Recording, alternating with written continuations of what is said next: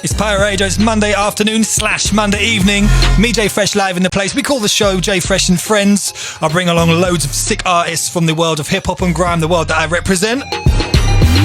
And we started this week's show off with Nux, Gwen Stefani, and then Fredo and Mo Stack. Track in the background featuring Pridge UK. Yus. Produced by myself. And also a guy called Tommy Turner. Ooh. Who is live in the building and is our first guest. Welcome, brother. It's good to have you here, man. Thank you, bro. Nice to meet you. Thank you, bro, for that lovely intro. When was the last time we saw each other, bro? Bro, it was a while ago, you know. When was it? A good few months ago. It was festival season, I believe. Oh, bro. I see. Wait, can I swear? On this station, yes, you certainly can. I can, yeah? I was like, oh, fuck. Hey, that was what, last summer, innit? We did some shows last summer, and then this summer just gone, there were some festivals in Bournemouth. Of course. Yeah, it was lit. It was lit still. It was very, very lit. Now, the reason that your memory might be a little bit hazy about festivals is I want to also check your kind of your math skills here. Okay. So, if I was to have half a litre of vodka, yeah. I know what's coming. I was to add that to, quote, clumsy ass boy, unquote. And I was also to add in slippery surfaces on stage. Yeah, what would the result be? What's the result of that equation, bro? Bro. So basically now, Summer Bournemouth performing now. I'm on stage, come off stage. I see my boy that I know in it. So I hop off stage now, say what I want. Bro, I'm licked out of my head. I tried to put my right foot on the stage, yeah, bro. My body just leant to the left, bro. I fell on Scott, bro. It was mad, bro. So I fell off stage, innit? Basically. And the thing is, though, is I would have known nothing about it till I saw you post up the video on your own. I know. I thought, fuck it, bro. Man. It is what it is, isn't it? That's me and I'm there, man. I have to make a joke out of it. Exactly. But Bournemouth is the place that we connected. Yep. I was DJing in some clubs around the area. Yep. And at the time, we were at university. You still at university? You finished? No, dropped out. Dropped out completely? Dropped out. I see, this got so much to go through. How come, man? Like, for me, I was at a place where, you know, it wasn't really benefiting me. I was doing it for other people. Okay. Such as my mom and stuff. I thought, bro, it's time to, you know, do what I want to do. And, you know, just go for it, man. Yeah.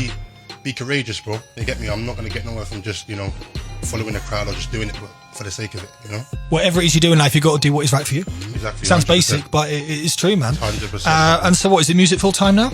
It's full time now, yes, but of course, with full time music, of course, there needs to be investment, there needs to be fun. So right now, I'm just trying to find a balance and get a structure in place, you know? Very important. To help fund it, So who helped kind of, did you know what I mean when I say this, did you kind of work that out yourself? Was it other people or elders or people involved in music saying, right, if you're gonna leave uni and do this, these are the kind of, you know, you need to have an income from this or from that. How did that come around, or did you just know that yourself? Bro, do you know Not everyone knows, you know? Yeah, no. To be completely honest with you, bro, like, I was going off what I know is right for me. I asked people, obviously, like, what do you think or whatever, but at the end of the day, I come first, you know? Yeah. My mental health comes first as well. Very important. So I thought, bro, it's time to, you know, take charge of your life and just do what you want to do, bro. Do what you want to do, man. No, wicked, man. And your musical journey, because this is the very first time we've done any kind of interview. Have you done radio interviews before? Was this the first? I have. I done one at Westside. There we go. I thought we were getting the exclusive right there. I was about to gas that up fully. And Tommy's like, nah, Fresh, you're late. You should have got on me earlier. Bro. Nah, it's cool. Exactly. Cool. So for you, just so I'm clear as well, your musical journey in terms of music or influences in your household and stuff like this, where did that all begin for you, or what were you exposed to musically at an early age? Do you know what, yeah? I'll be so real. I'm a big 6'4" black man, yeah? When I was like 7 years old, yeah? A family would get together, watch X Factor, innit? X Factor. Okay. Yeah? So I'm like, yo, I'm looking at it, I'm like, bro, like, that's something I can envision myself, you know, being on stage and performing to a lot of people. Like, people don't know, but like, I've danced in the background, I've done acting. I didn't know these things, and we've made records together. I know. So I've done a lot of stuff within the entertainment and creative side of things, but musically, bro, I'll be honest, like, I've always made music. My intention wasn't to, you know, come out and become a musician. I just love making music. It was part of your creative. It was just part of the creative, you know what I mean? So, remember the first tune I made, I was like 14, it was me and my boy in his house, and I was 14 years old. Had some shit mic, whatever, one speaker, You get me? We just As long as you can record, that's all that matters, you know? I said, listen, I'm making a mixtape before I die. For myself though, innit? It's for myself. And then from there, obviously I made a couple tracks, what was it, a couple years ago, showed the man them. They were like, bro, T, this is lit, bro. Like, what on? Like, what's going on? You got to move on this. He's like, bro, like, pull it out. I was like, is it me? Is it me? But I thought, fuck it, bro, pull it out. And yeah, bro, no, it's been good since. It's been good since, man. For me, it's just about, progression, progression. That is important, and having that right energy, yes, bro. And motivation, because how we connected is, to people of a certain age, it's how you would always meet artists and DJs, but in this day and age, perhaps it's a little bit old-fashioned. That literally, I was playing in the club, and you just come up to me and be like, "I'm an artist. I've got tunes for you." Yep. In the past, everyone used to come down and spit bars in your ears and like, "Give me the mic, I can spit over grime or whatever." That was kind of how it was. Times have moved on from that now. So you came up to me on a big student night where everyone is getting absolutely waved, and you were like, "Listen, I'm an artist. I've got some tunes." And I think I'm the same with everyone, whether I know you or not. I'm like, "Cool, here's my details. Send me it."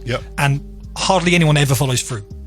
It's just gas. Whereas you actually you followed through, and there was a record that I'd done, which is the record we just played, Lockdown, and there was a gap on it. And I think literally you emailed me a tune, and then almost straight away, or like a few hours later, I was like, "Can you come studio next week, or can you come in a few days?" And you were like, and again, it's not an intended test, but some people are like, "Oh yeah, but it's a bit out of the comfort zone." And you get that, but then you think, right, well, if I reach out to you for a record again in the future, your energy might not be behind that. And you were like, "Fresh, don't worry, I'll get a car, I'll get there." And you turned up and smashed it, bro. Yeah, bro. Like, for me, how I see it, bro, like, if energies are good.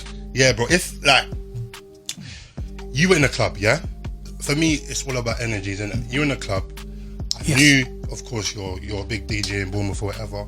I said, bro, one shot, let's go. Let me go up to Fresh. Let me say, yo, I spit. They get me. Hear my shit. You like it, you like it. You don't, you don't. But the fact that I came up to you and you heard it, for me, that's a tick for me, innit? It's like, oh, I hear that. I came to you. You heard it and you loved it. You loved it, whatever, and then you put me on a track, and yeah, bro, it's fantastic. Wicked, man. And you always keep me up to date with new tunes. We're going to get into a slightly older tune, I say that right now, which is Energy. Yeah. Give us a nice little intro, please, bro. Let me pull that back. Pull it. So yeah, this one is called Energy. Fantastic song. The best 1 minute and 30 seconds you will hear today. J Fresh, spin that, my bro. It's a vibe. It's a fucking vibe, It bro. does exactly what it says. You know what? I mean, you did such a good intro to that tune. I thought you were going to say this is the best minute and a half of your life. Then there'll be some angry women listening to Pyro right now. A minute and a half, is that all I get? I know. Do you know what? Too quick. Do you know what? A lot of people were like, bro, why is it only a minute and 30 seconds long? I had a second verse on it, but I thought, let me just give a little snippet for now. In the future, I may add a second verse. I may get a feature on it. We'll see in it. But no, it is a vibe. And if you've just looked in right now, it's Pyro Radio. You listen to the show we call #JFreshAndFriend. And you can get involved via Twitter at Pyro Radio, at JFreshOfficial. I'm here between 5 and 7 playing the sickest new music from the world of hip hop and grime. That's my world. But it's not about me. It's about the music, and it's about the artists that I bring in to join me on the show, including Tommy Turner, who has done radio interviews before, but not one quite like this. We're in a good place. Now, a little bit earlier on, you mentioned that you were 6'4". And wait. No. And I believe it's actually 6'4.7". 0.77. So how important? 7'7". So how important is that extra 0.77? Listen, bro, I'm a man of detail. If I'm 6'4", I'm 6'4". If I'm 6'4.77", I'm 6'4.77". So that's it. Let's get it accurate. Let's get it accurate, me. Go on. Oh no, it's absolutely wicked, man. Now, I say you're like a relatively new artist. Yeah. I mean, we've just established that you've been making records and been exposed to music for a long time, since you were very young. But in terms of putting records out there and making those moves and kind of, videos and connecting those kind of bits and pieces, I hope you'll allow me to call you relatively new in that of course. So a question I want to put to you now is that we're in such an exciting place in terms of our music, UK music, where an artist can seemingly come from nowhere and do a freestyle or a viral record or whatever, and suddenly they're elite. They've gone clear. Yeah. So for someone who is at the start of that journey, is there a pressure to like, oh, if this one doesn't go viral, then I'm done? Is it a case of, you know what, I'm just building my craft, and at the moment my concerns are the quality of what I put out rather than numbers? How do you approach that? Bro, I'll be so real, This is one of my biggest battles, innit? For me, it's the battle of what is your why? Why are you making music, bro? Do you make music because you enjoy making music, or do you want to make music to make money, be in the game for or to be famous or whatever? Be famous or whatever, and then fuck off within 2 years. So for me, I love music, innit? And as I've gone on in my, in my career so far, obviously it's very new, whatever. But as people have come on board, I lost a bit of the reason why I'm making music. I love making music. So for me, I'm at a stage now where it's like, bro, I don't care about numbers. I don't care about views.